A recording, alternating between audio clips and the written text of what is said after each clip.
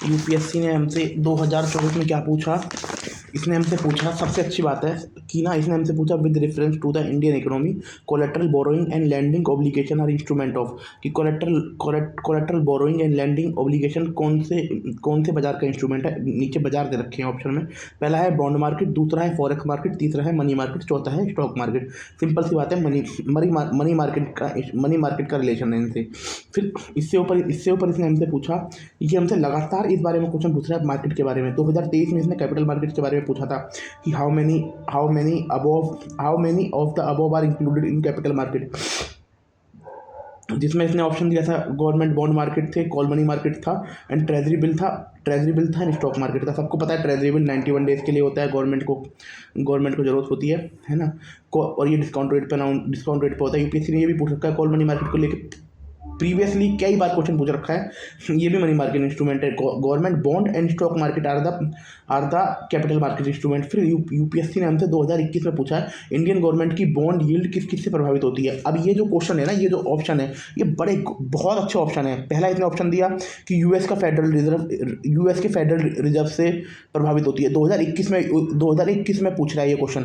अगर जो व्यक्ति थोड़ा सिंसियरली पढ़ाई करे ना, 2024 में यूपीएससी ने एक क्वेश्चन पूछा था कि गवर्नमेंट बॉन्ड के अंदर या गवर्नमेंट सिक्योरिटी के अंदर कौन कौन बंदा पार्टिसिपेट कर सकता है। उसमें एक ऑप्शन था फॉरेन इंस्टीट्यूट इन्वेस्टर। अब एक पूछो कि यूनाइटेड स्टेट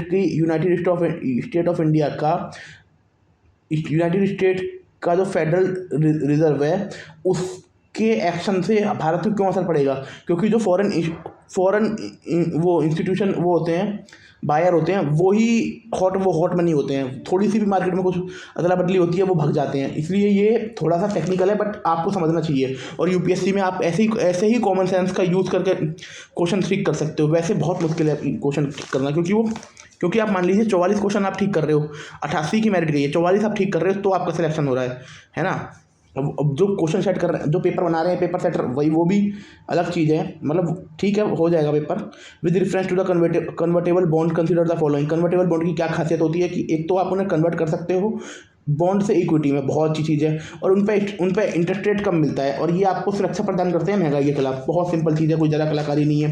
आप एक्सप्लेनेशन सुन लेते हैं कि this question is very simple question. Forex and stock market are directly eliminated.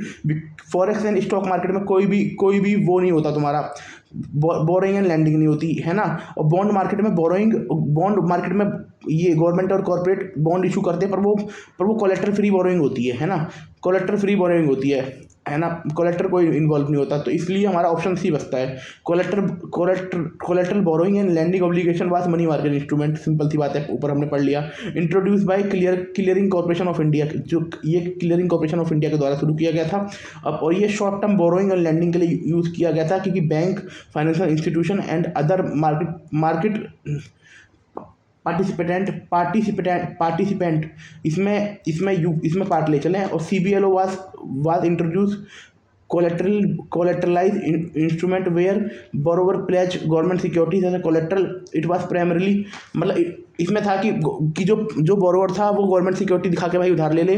और ये बेसिकली उन लोगों के लिए शुरू किया गया था जो लोग बेचारे RBI की लिक्विडिटी एडजस्टमेंट फैसिलिटी में नहीं आते। अब CBLO वाज फेस्ड आउट। ये collateralized borrowing and lending obligation was phased out and completely replace by tri party repo dealing system. इसके द्वारा रिप्लेस हो चुका है tri party repo dealing system. अब हम मनी मार्केट इंस्ट्रूमेंट पढ़ रहे हैं, call money and notice money. Call money overnight के लिए होता है, नोटिस मनी 214 दिन के लिए होता है ना। अब इसमें कौन कौन पार्टिसिपेट कर सकते हैं। शेड्यूल कमर्शियल बैंक पार्टिसिपेट कर सकते हैं, परंतु रीजनल रूरल बैंक नहीं करेंगे। देन तुम्हारा ये कॉर्पोरेटिव बैंक कर सकते हैं, परंतु इसमें जो लैंड डेवलपमेंट बैंक है वो नहीं करेंगे। प्राइमरी डीलर कर सकते हैं, है ना। ठीक है। और बोरोवर लैंडर के रूप में दोनों के रूप में कर सकते हैं। RBI ने ट्रेजरी बिल को 1917 गवर्नमेंट ऑफ इंडिया ने ट्रेजरी बिल को 1917 में इंट्रोड्यूस किया था। शॉर्ट टर्म डेट इंस्ट्रूमेंट होते हैं, केवल स्टेट सेंट्रल गवर्नमेंट करती है, स्टेट गवर्नमेंट नहीं करती।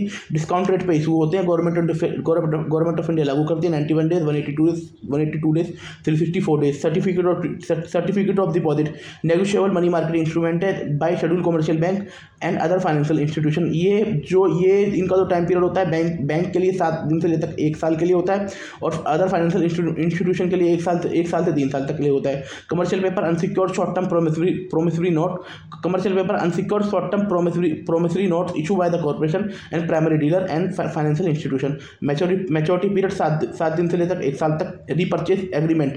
रीपरचेज एग्रीमेंट, रिवर्स रेपो, है ना, ये सिंपल सी बात है। इसमें रेपो का इसको जाता है। कैश मैनेजमेंट बिल सरकार 2010 में लेके आई थी, शॉर्ट टर्म कैश मैनेजमेंट के लिए लेके आई थी, और ये 91 डेज के लिए होते हैं और सिंपल टी बिल जैसे ही होते हैं। मनी मार्केट फ्यूचर, आप किसी चीज़ का दाम पहले तय कर लेते हो, जैसे आजकल नहीं होते हम, जैसे कहीं चले जाओ यार, जैसे शॉर्ट सेलिंग टाइप चीज़ें हैं ये। रिजर्व बैंक रेगुलेट करता है मनी मार्केट को। देन अब reserve bank repo and reverse repo पढ़ने वाले। रेपो रेट होता है जिसमें आरबीआई शॉर्ट टर्म के लिए फंड देता है बैंक को। रिवर्स रेपो होता है जिसमें आरबीआई शॉर्ट टर्म के लिए फंड लेता है बैंक से। और reverse repo cash reserve ratio होता है जिसमें बैंक को कुछ पैसा आरबीआई के पास रखना पड़ता है आरबीआई एक्ट के थ्रू। ये 4% है और इस पर कोई इंटरेस्ट नहीं मिलता। और एक होता है एसएलआर जिसमें बैंक को लिक्विडिटी कुछ ऐसे एसेट को रखना पड़ता है जिसमें वो ब्याज कमा सके, जैसे गवर्नमेंट सिक्योरिटी रख लेगा, गोल्ड रख लेगा, क्योंकि भाई उसकी कीमत बढ़ रही है। और ये बैंकिंग रेगुलेशन के वो होता है और इसे आरबीआई मैक्सिमम 40% कर सकता है। एक सिक्योर्ड ओवरनाइट रुपी रेट है, ये मीबोर कमेटी ने रिकमेंड किया था, है ना।